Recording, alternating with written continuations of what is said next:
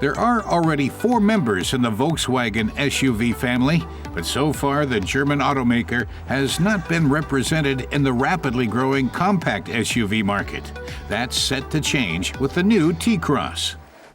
Car tester Jens Stratmann says SUVs are selling like hotcakes regardless of what some people make of that. So Volkswagen has now expanded its range downwards. Starting at the top, there's the Touareg. Then we have the Tiguan Allspace for families, with up to 7 seats. The normal Tiguan. Then we have the T-Roc. And right at the bottom, we now have the T-Cross. There are those who say it's just a lifted Polo, a successor to the Polo Cross. In fact, it's a completely different vehicle. Let's take a look. Although the Polo does form the basis of the compact SUV, from the outside, the T-Cross has a design all its own.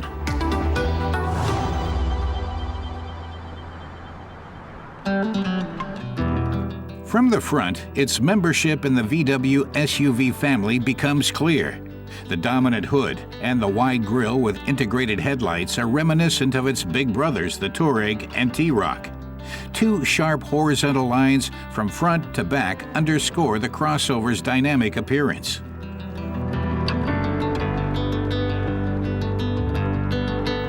Different patterns and optional decor elements in the body color give an individual touch to the interior. A digital dash with an 8-inch infotainment touchscreen and an active info display are also available.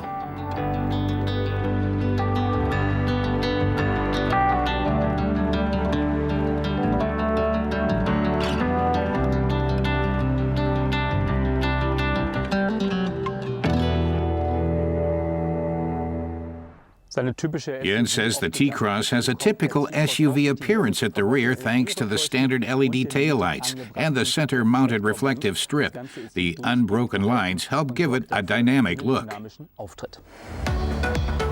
When it goes on the market in May, it'll be available with a choice of 2 1-liter 3-cylinder gasoline engines that put out 70 or 85 kilowatts. A diesel version is set to follow a few weeks later. We tested the entry-level gasoline engine with 70 kilowatts output. This accelerates the T-Cross from 0 to 100 kilometers per hour in 11.5 seconds and gives it a maximum speed of 180 kilometers per hour. The steering is sensitive and precise, Jens says. It's also very smooth, and he likes that, even though there's not a lot of feedback from the road. The same applies to the manual 5-speed gearbox, which is the only choice in the 70-kilowatt version. He thinks it's all right. It does a good job. The gear shifts aren't short and precise, but no one expects that in this class. The ride is comfortable, he says, and you can take a few curves with it.